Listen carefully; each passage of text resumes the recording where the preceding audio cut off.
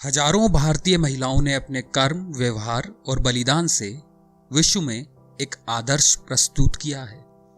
प्राचीन काल से ही भारत में पुरुषों के साथ महिलाओं को भी समान अधिकार और सम्मान मिलता रहा है।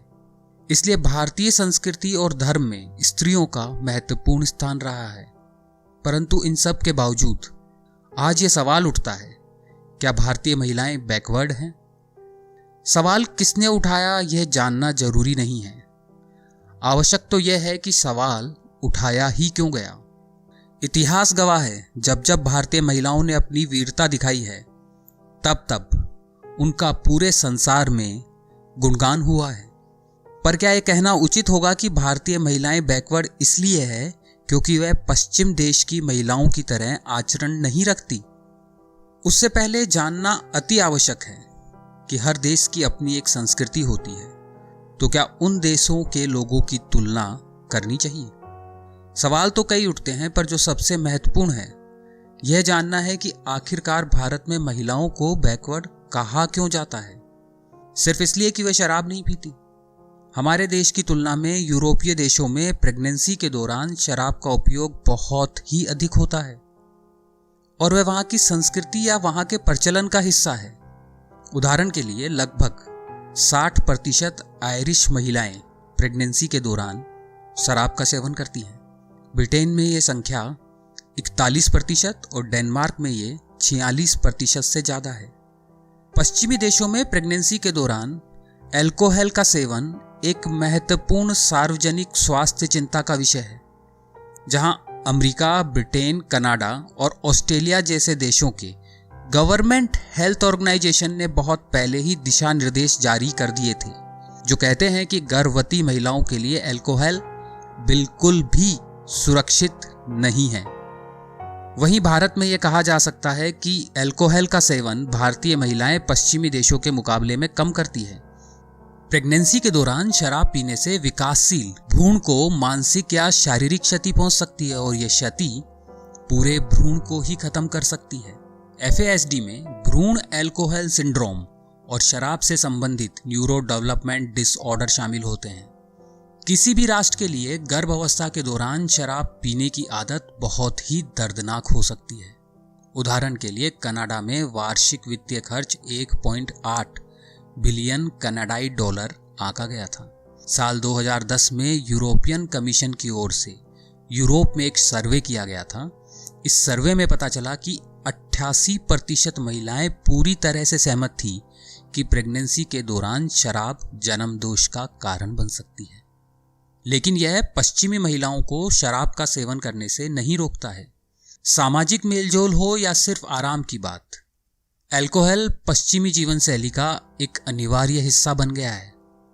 यह कहना गलत नहीं होगा, जैसे चाय भारत के लोगों का जीवन का हिस्सा है, ठीक उसी प्रकार अल्कोहल पश्चिमी जीवन शैली का हिस्सा है।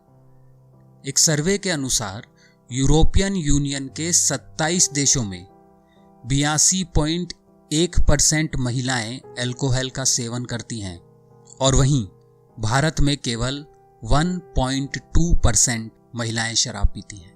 यह समझना ज़्यादा मुश्किल नहीं है कि पश्चिमी देशों में अल्कोहल की अधिक खपत वहां के अल्कोहल इंडस्ट्री के आर्थिक हितों के संबंधित है।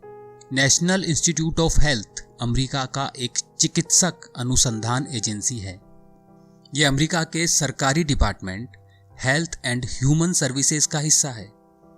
इसका एक कंट्रोवर्शियल अध्ययन था, जिसका मकसद यह पता लगाना था कि मॉडरेट ड्रिंकिंग से क्या स्वास्थ्य लाभ मिलते हैं, और बाद में पता चला कि यह स्टडी एक अल्कोहल इंडस्ट्री द्वारा फंडिंग की जा रही है, रिजल्ट को बदलने या प्रभावित करने के लिए और लोगों के बीच में एक धारणा बनाने के लिए कि अल्कोहल दूध के समान स्वस्थ है। अल्कोहल इंडस्ट्रीज से साइंटिफिक रिसर्च एंड स्टडीज की फंडिंग पूरी तरीके से अस्वीकार्य होनी चाहिए।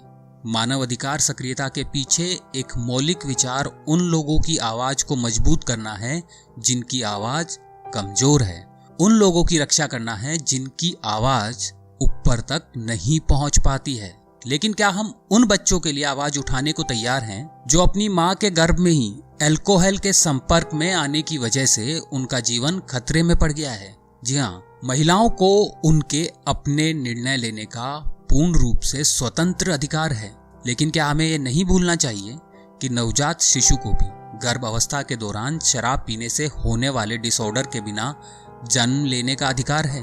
भारतीयों को खुद के लिए निर्णय लेने की स्वतंत्रता है, लेकिन वेस्टर्न कमर्शियल मोनोकल्चर के नेगेटिव परिणाम के बारे में अच्छी तरह से उन्हें पता होना चाहिए। यह भी उतना ही महत्वपूर्ण है।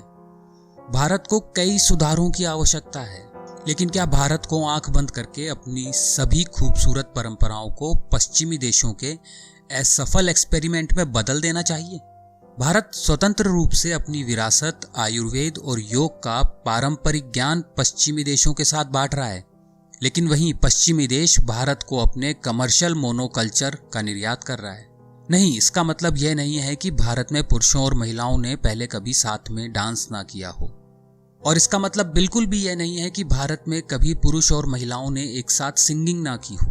भारतीयों ने दिल छूने वाले संगीत और लय का प्रोडक्शन किया है, और उन्होंने म्यूजिक कंसर्ट्स का भी आयोजन किया है, जिसमें उपस्थित लोग शराब से नहीं बल्कि आध्यात्मिक जागृति से अपने आप को अच्छा महसूस करते हैं।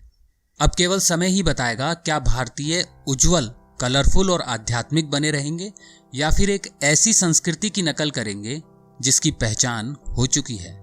हकीकत में जेंडर इक्वलिटी का मतलब कभी यह नहीं होता कि महिलाओं को भी उसी संख्या में अपराध या फिर उसी मात्रा में अल्कोहल का सेवन करना चाहिए जो पुरुष करते हैं।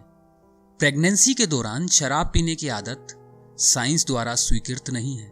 यह आर्थिक विकास को नुकसान पहुंचाती है तथा सोशल स्ट्रक्चर को भी नष्ट करती है। तो क्या यह कहना सही है कि प्रेगनेंसी के दौरान शराब पीना एक बैकवर्ड प्रैक्टिस है?